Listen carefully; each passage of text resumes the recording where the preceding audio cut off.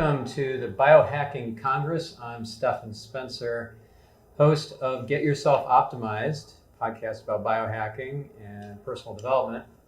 I have Robby Besner with us, and he is the founder of Therasage.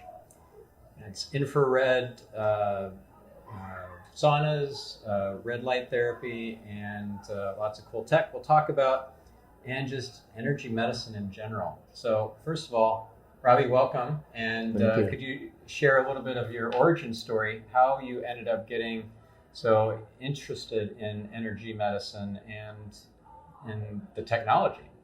Well, we're a company about 25 years young. I have a medical background, engineering background, and health sciences. My daughter, my oldest child, at probably 12 to 15, contracted Lyme disease. And when she did, we were in a little different space in terms of our focus, our family business. Sort of retired myself from that and focused on home wellness solutions, things that I could create that would help my daughter help herself with her Lyme challenge.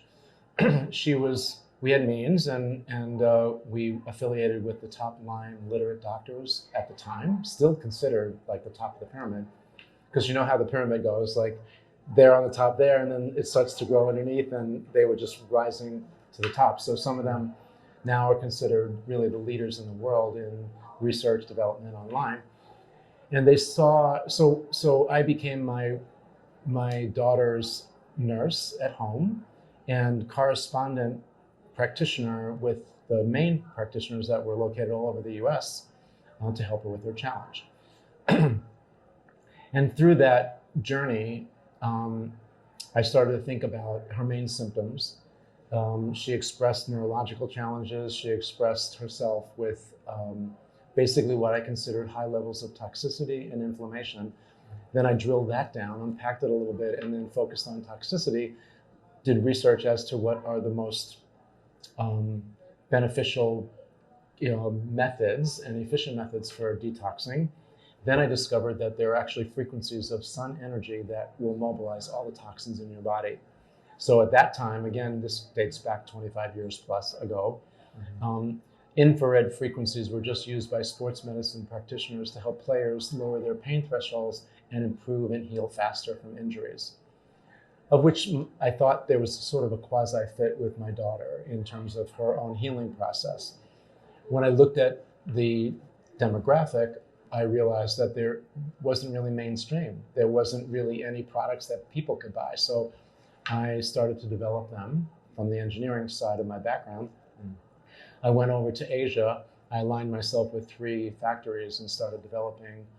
Really, I started just prototyping for our own personal use, but the practitioners, the family of practitioners that we aligned ourselves with that were really high end, saw that my daughter's experience was really enhanced, and they had a huge practice, so they asked us to see whether we could develop these products for them.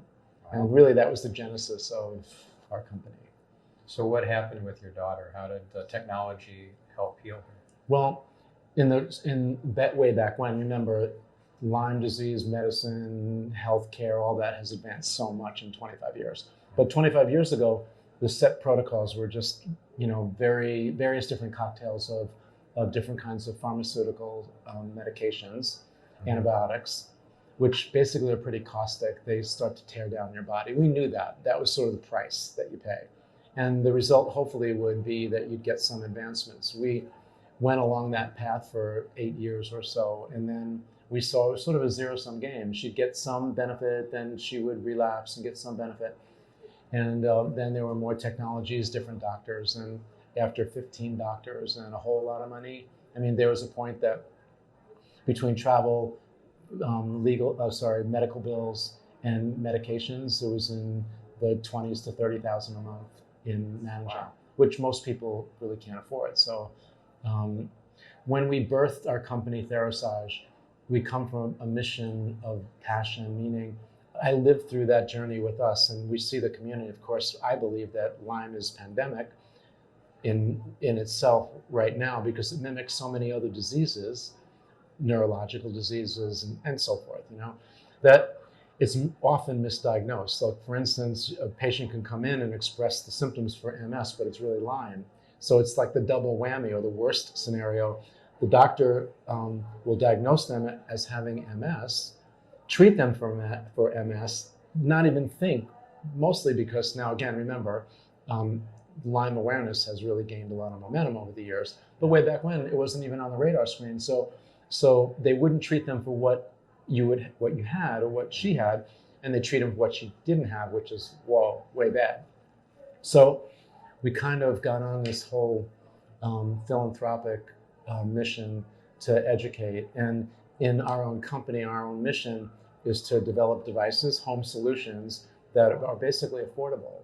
And then we have the whole overlay of the education piece, because we don't feel it's enough just to deliver a good device. And all of our devices are listed with FDA as Class 2 medical. So we've gone through the whole regimen of testing and to making sure that they're vetted.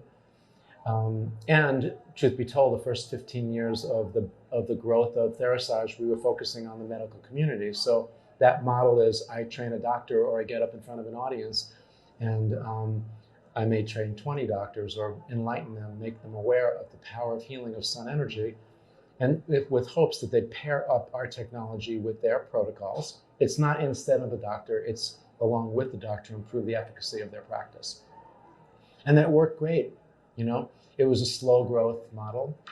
And then also, energy medicine was not mainstream. So the allopaths the people that really gravitated were the early adopters in the health community, which are generally the chiropractors or the integrated functional doctors. Now, back then, they really weren't heard of. Now, it becomes a lot more prevalent. So, and then, of course, now we have this COVID situation. People are locked down, and they're looking for home solutions. So we've gathered a lot of momentum in general awareness, people looking for solutions, and the whole energy medicine category has become more embraced by even the medical community. So, can you differentiate for our viewer infrared versus just red light? Because you have heard probably of infrared saunas and red light therapy. Are they different frequencies? Are they the same frequencies? No. And what are the benefits of each? Sure. Well, light is on a spectrum that comes from the sun. The infrared spectrum of light frequencies are invisible to the eye. To the human eye. Right. Light, the red light, of course, is visible.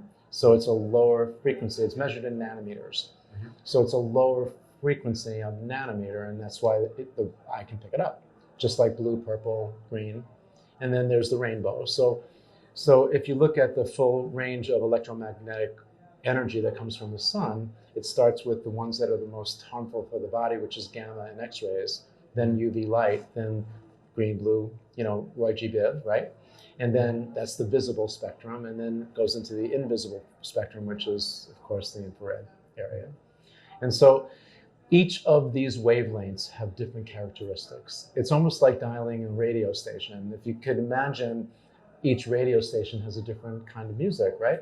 And that's basically what happens with infrared frequencies, or at least the spectrum of frequencies. So red light resonates at a different frequency than the full spectrum of near, mid, and far, which goes from around 600 nanometers to about 20,000 or 20 microns. Above 1,000 nanometers, it's called a micron. If I'm getting too technical, please just dial it down. Now, I get it all. I just want to make sure that I want to make not sure necessarily our viewer does. And that's why I either slow me down or dummy it down, or my goal is to communicate the information and answer it in a cogent manner. Mm-hmm. So red light is super cool, and it's great for basically skin-related challenges because it doesn't penetrate that deeply into the body. The infrared spectrum, and we're different as a company because I study ancient cultures, what healing factors in ancient cultures, mm-hmm. and I also study nature. And I'm also an active listener. So I don't bring my ego into the room. I develop devices with direct intent, mm-hmm. and then I listen to the community at large to see how they're using it, what the benefits are, if I'm achieving what I think. And I'm always amazed at the public's embracing and also the way that they use our stuff. And I get this feedback and it goes, oh my goodness, it just really is, it gets to me. Mm-hmm. So the closest to the red light is actually the near frequency in the spectrum of infrared. As a sort of a holistic practitioner, I actually look at the full range of infrared frequencies. And so when in all of our devices, they're actually full spectrum. So that's near, mid, and far. Mm-hmm. There is a range between near frequencies and far. The mid's kind of the hybrid of a little bit of both. So the near frequencies is the closest in terms of therapeutic value to the red frequency, simply because they're closer on the nanometer scale. And super beneficial. I just developed a new diode, which we call it a Trilite, mm-hmm. because it actually, most LEDs or light emitting diodes are monochromatic, which means single frequency per diode. I kind of look at the world through a contrast, and I always ask the question, why? Why do they have it to be a single frequency? Who developed liquid soap and why, right? Mm-hmm. And so from a straight physics point of view, there is no reason. It's just what the sort of the business or manufacturing or the community adapted. So we developed what we call Trilite because we developed a diode that actually emits 3 frequencies from each diode, so that we can actually deliver 3 times the amount of photon energy, which is the end game. Mm-hmm. How do I get light energy through my skin, through my tissues, into my cell? And when we distill it all out, we could talk for hours. We are light beings, and we get activated by light, and we get super activated by the infrared frequency. Yes, yeah. Speaking of light, one of my favorite, not trivia, but points about light that I love is the double slit experiment, and how the observer actually changes light from being a wave and a particle to simply a particle. So it's incredible, and it has implications across spirituality, across everything. I know, and we're just scratching the surface on this stuff. It's interesting how that kind of slid under the table and wasn't really well noticed, because people are focusing on the big headlines. You know? Yeah. So what would be an example of a chronic illness that somebody might use your technology to help with? Well, kind of the big ones, cancer, autoimmune. Mm-hmm. There's a whole range of imbalances in the microbiome caused by our environment these days. And so what's happening is there's an emergence of problems with general health and well-being. The environment is toxic. We are biofilters. So basically we're taking in bad air, bad food. Even if you breathe through filtered air, and you drink filtered water, and you eat organic food, it's still being influenced by the air. That now we're getting trace in our lab. We're noticing there's trace amounts of glyphosate, which is a harmful chemical that they use in the ground. Right. So supposedly it was for the insects and so forth. But what happens is, from an agricultural point of view, they spray it off the fields, right? The pushers of that particular chemical made sure that there were 200 tons a year for 20 years put into our environment. Okay, so now it's on the soil. It rains, or they just, hydrate the soil, right? Water. Some of it is digested by the plant, which we're eating. Most of it actually gets washed into the soil, into the water table, or evaporates up back into our atmosphere. And now it's coming back down. So we're breathing it, it's in our water, and it's in our food. And it's creating leaky gut, leaky throat, leaky brain. So these are all the emerging challenges. So that creates a whole cascade of what's called a cytokine storm. And it's really an inflammatory response. Right. So toxicity and inflammation travel on the same highway. And so it's a long-winded answer to your question, but our products, infrared frequencies, mobilize all the toxins in your body. Mhm. And so if I can mobilize a toxin, bind it up and get it out, then you have half a chance in living in the world environment that the world that we're living in today.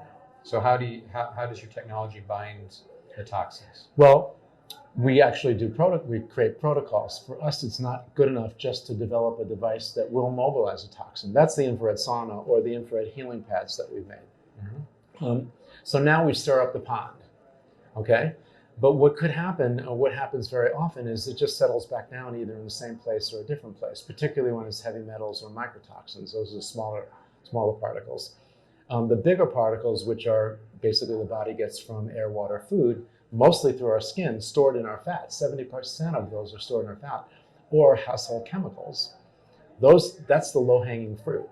Mm-hmm. So basically, detoxing is peeling an onion, and before you can get to the core, which would be your heavy metals and the microtoxins and neurotoxins and so forth, you have to take the other layers off first. And so we mobilize with the sauna. We open up their detox pathways. We're very conservative, and we go low and slow on the health coaching aspect, which is free through our company. We don't think it's good enough just to sell a device. We want to make sure it's integrated either in the clinic or at the home on a personal level. So we have developed a team of health coaches that will, for free, you just go on our website, you make an appointment, and then you check in with one of our health advisors.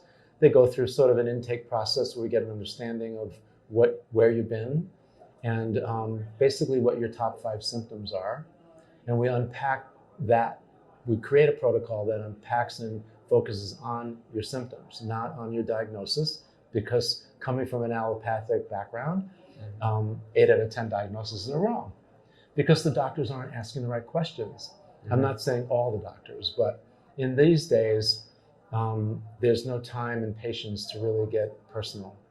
And as a company, because of our own lineage, we just take the approach that everyone's beautiful in their own right, and that we just want to treat them as they should be treated, as special individuals. And we manicure a protocol that fits their symptoms and achieves their goals. And some is slow. I mean, for Lyme patients, they could have Lyme brewing in their system, giving them toxins for 20 years before they become symptomatic, especially if they're young, because their immune systems are so strong and their filtering systems are so strong. But after a while, when you're overworking your liver, for 20 years with all these toxins that the parasites are emitting and through their normal life cycle, your body just starts to break down. Yeah. Then you become symptomatic. Yeah, and some people are exposing their bodies to toxins by choice, drinking, for example. Right. That's toxic. They're correct. Toxifying their liver every time they go out drinking. So, what would be an example of a counterintuitive or surprising connection of healing of your technology to a disease or chronic illness that isn't widely known to be connected? Well, it really depends on what road you're taking to Rome. Mm-hmm. So from the allopathic approach, like the MD approach in Western medicine, they're just looking at your symptom, create a diagnosis, look in their PDR, which is their reference guide, and say, oh, these medications that have been given to them, I'd like to choose a different word right now, they say, oh, you've got this, so you take this and check back with us in 6 weeks and pay my bill. Mm-hmm. As fast as they can do that. Right. I think they have an average of 10 minutes they're allowed to spend per patient. That's crazy. And especially if you're on a HMO or PPO or any of those plans. Again, we're just taking a more human, personalized approach to the question. So it's counterintuitive to say, how are you today? And tell me what's bothering you today. And if you spent 2 or 3 minutes with me, tell me what are the top 3 or 4 things that are bothering you. Mm-hmm. And so who would think that if you're suffering from pain, it's because you're toxic? Who would think that you're having GI imbalances that it has to do with your circadian rhythm being off and your sleep cycles are off. Who would think? That's counterintuitive. You're not going that way. You're just going, oh, I have a sleep problem, so I take a Xanax, or I don't even know what they give these days for that. But you know, it's very easy, and it's everywhere. It's on TV, you know. 2 minutes about a smiley face and 15 minutes about how it's going to destroy your body inside out, and they're buying into it because they've got the dollars for marketing. It's a very interesting question you asked, because basically when I look at that, I think the first thing that comes to mind is just that mostly everything we've been sold a bill of goods, hook, line, and sinker. And so it's a generational thing too. If I asked my parents, who's in charge of your healthcare, mom and dad, they would say, Dr. Christian or Dr. Johnson. No, it's you. Right? My generation was sort of mixed. It was sort of hybrid between half of them said, yeah, it's the doctor, and then half takes responsibility. I was kind of fell on the responsibility side just from my own journey. And the younger generation, the hackers, that's why I love this community, because they're really charging through it. They want the best available devices they can get for their money, and they want to dissect every single part of how it works, when it works, so that they get the most benefit. Yeah. Optimization. There's a big component or group in this community that are really intuitively driven. They're not just using science. Right. They're connected. Like they're plugged in to the fabric of creation and to the higher dimensions. So how about you? Do you hear voices? Of course I do. Okay, so I started at age 9 and ignored it till about the mid-20s. I think that was age appropriate. Mm-hmm. And then I started to sort of keep a tally in my mind when I'd ask the question to myself. Yeah. And myself, my higher power, my connection said black, and I did white, that my higher power or that inner voice was more right than I was. Don't go against your Invariably. intuition. Invariably. It ends badly. So then my early 30s, I said, oh my God, just listen to the voice. How easy. We get so heady and so intellectual that we just have to stay primal. And that's really, as a practitioner, I stay focused on primal healing. Yeah. You know, the core things that affect our epigenetics these days, but air, water, food, sunlight. And now the exogenous frequencies, that's a challenge too, but you know. So for our viewer who doesn't know what exogenous is, can you define it? Anything that's not man-made. And in particular, I'm talking about electromagnetic fields, or now extreme low frequencies, which is dirty electricity is kind of the, but you know, we're wireless, we're driving electric cars, it's a big raging industry. Anything that plugs into an AC, alternating current, will generate an electromagnetic field. The question is where is your body, your biofield, in relation to that generating man-made frequency? And the problem with this is that EMF oscillates about 80 times higher than your body field. And when your body is immersed in a hot spot or around electromagnetic fields, it brings your body field up to match that field. Big problem, because your body is basically electric. Yeah. And when your body gets out of sync with your own natural frequency, that's a problem. One. Problem two is that we found with blood studies, this was Dr. Klinghart's work, that he actually studied I think it was 200 patients in the rural areas and the urban areas of the Pacific Northwest. And they're drinking the same food, eating the same food, drinking the same water, and basically breathing the same air. But the difference is the concentration of cell towers in the cities is much greater than the urban or rural areas. In blood studies, he saw that the microtoxin and neurotoxin levels were 75 to 85% higher in the cities. So what's happening? We're feeding this energy that's man-made, that's foreign to the body, is good for the bugs and bad for the body. Okay? And so what are the bugs? So it could be parasites, it could be Lyme disease, bacteria, pathogens, mold, fungus, right? And basically they're perfect organisms, right? All they know about is replicating, used as a feeder. They're basically pulling your life source, right? Some of your resources, and they're pooping. That's all they know. Yeah. And so part of our approach was change your body chemistry. Don't be a perfect storm for these organisms anymore. And that's why I added exogenous or man-made frequencies as one of the stressors that affects us these days in our modern world. Right. And is there a particular test that you recommend to check for parasites?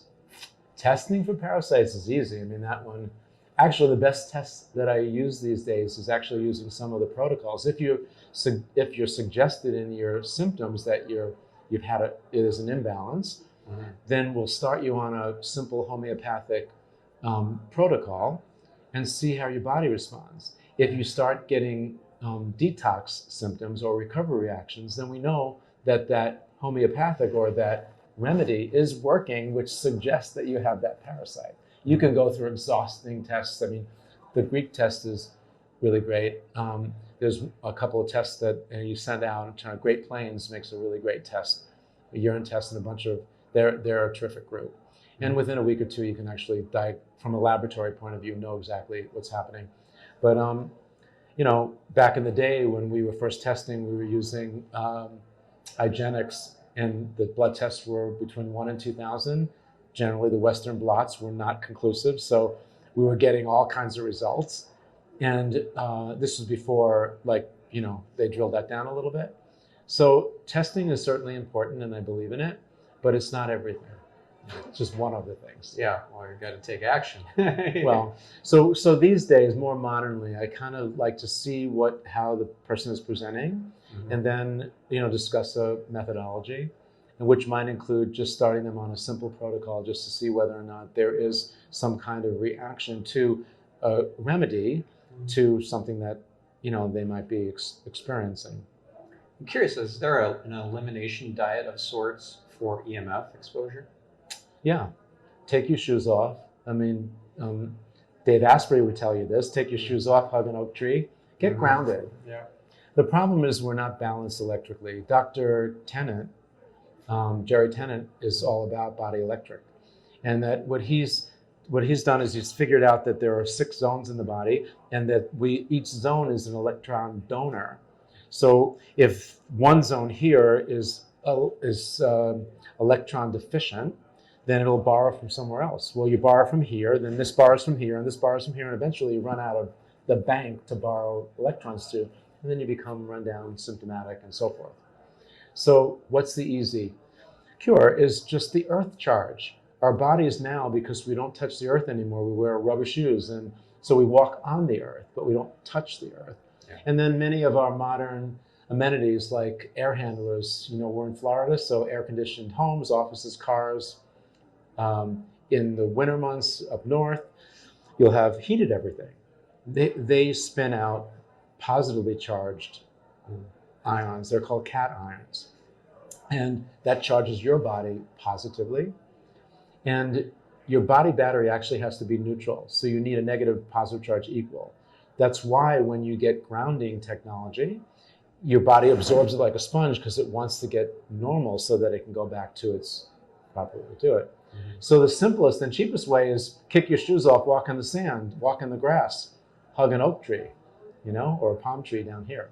Yeah. But then the more advanced technologies will be the shielding and the blocking, and we're doing now a lot of work in harmonizing, which I'm so excited about. It's actually my latest opus. We're developing ways to imprint frequencies on materials that are basically bringing these earth charges, esophageal frequencies, the Schumann frequencies that we can actually imprint into like a format. They're holograms, and then you just have them on you, or you put it on your wireless network or your phone, and it will create a strong field around you, which is way more important than a shield or a blocking technology, because ultimately it's those frequencies that collapse your biofield that create another stressor on your body. And after a while, think about it, you've got toxic environment, now you're getting the stress from EMF, and not to mention your own genetic proclivities. So we're seeing people in clinic that guys that have low testosterone at age 18 and women coming in at 14 showing signs that they're getting sterile. Now that is not genetic, that's epigenetic. That's our environment changing our genetics. Right. And it's a real problem. Dr. Zach Bush, one of our friends, talks about that all the time. You know, about we're on an extinction path. And he's one that was very special to us. So yeah, I like him a lot too. Awesome. And what is Schumann resonance or Schumann frequencies? That's just earth frequency. The earth actually, if you kind of got away with the earth being round and all that, from an environmental point of view, like a globe, more than just global like the earth, but if you can imagine like those tests where you would take like a wine glass and you'd ping it, or a tuning fork. Well, the earth is actually a tuning fork, and we are bombarded with about 60,000 arrays of lightning. They don't come into our atmosphere. Many of them are above our atmosphere, but they still energize our atmosphere. So we've got these pinging of this electric activity that actually creates a frequency, a harmonization like that. That's what's happening. We can't hear it, but it's there, and it is measurable, and it does fluctuate. Because I think you can just Google or YouTube search Schumann resonance, correct, Schumann frequencies, and then you can actually hear, that's correct, something play, and you can have that in the background while you're working or whatever. Great idea. Yeah. Awesome idea. That's a grounding. This is how expensive was that to do? Yeah. He just gave you the best hack of the day. That's awesome. Now, if I were to get your technology, let's say infrared sauna or something like that, would that assist me with my REM sleep, with my deep sleep, with my overall sleep? Is that something that, because I do have not quite enough REM sleep, and I would love to address that. So I'm curious if you've got a protocol and the technology to assist that.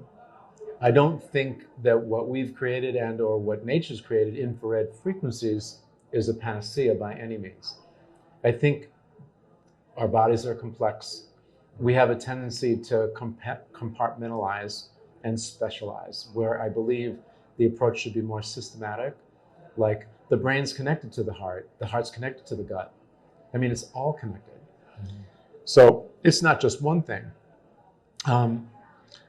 Yes, we have protocols for optimal health. We have protocols for detoxing. We have protocols for weight loss. We have protocols for sleep.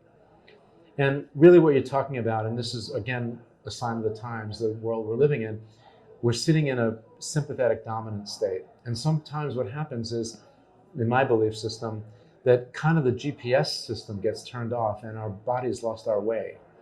It wants to be turned on, it just lost the playbook. And then it's being influxed with a lot of stimulus and doesn't sort of know how to handle it, so eventually it kind of shuts down.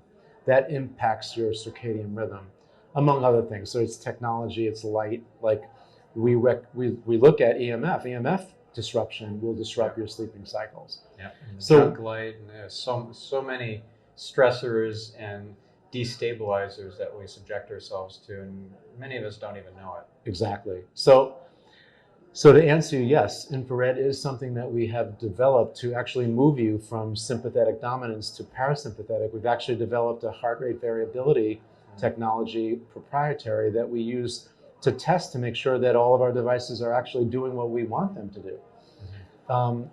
And it's amazing how quickly your body will respond and actually get back on track, turn the GPS back on once you give it the key. But it's easy to lose the key given the world that we're in. So our sauna will work, the protocols will work, and we do things special in our sauna. It's not just delivering full spectrum. We also electrically ground, so we're not generating any EMF. We pepper our technology, the inside, with natural tourmaline stone because it generates 1,500 times more negative ions than happens in nature or natural air. Again, another grounding effect.